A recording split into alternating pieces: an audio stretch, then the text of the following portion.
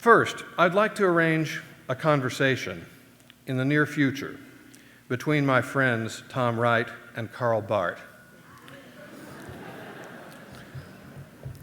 Maybe I could invite both of them to dinner. If they should accept the invitation, here's how I would introduce the dinner table conversation. Karl, I want you to listen to this passage from Tom.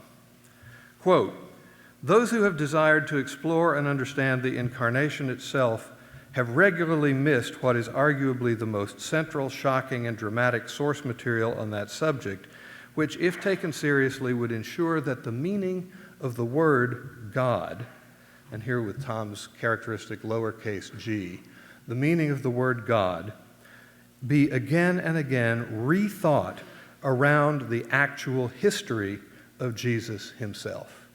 End quote. And now, Tom, listen to this passage from Karl. Quote, "The meaning of his deity, the only true deity in the New Testament sense, cannot be gathered from any notion of supreme, absolute, non-worldly being. It can be learned only from what actually took place in Christ." End quote. My point is a simple one. Tom and Karl ought to find they have more in common than Tom supposes. They are in full agreement, I think, that the incarnation forces us to rethink the very meaning of the word God. For in Jesus, God is concretely present in a very surprising way. The particularity of incarnation requires a fundamental reconfiguration of our understanding of God.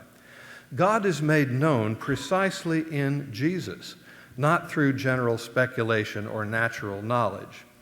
Consider the famous opening of Barth's Church Dogmatics, Volume 4, Part 1. Quote, "The atonement is history. To know it, we must know it as such. To think of it, we must think of it as such. To speak of it, we must tell it as history. To try to grasp it as supra-historical or non-historical truth is not to grasp it at all. It is indeed truth, but truth actualized in a history and revealed in this history as such, revealed therefore as history." End quote. I would think Tom would applaud that. He's nodding.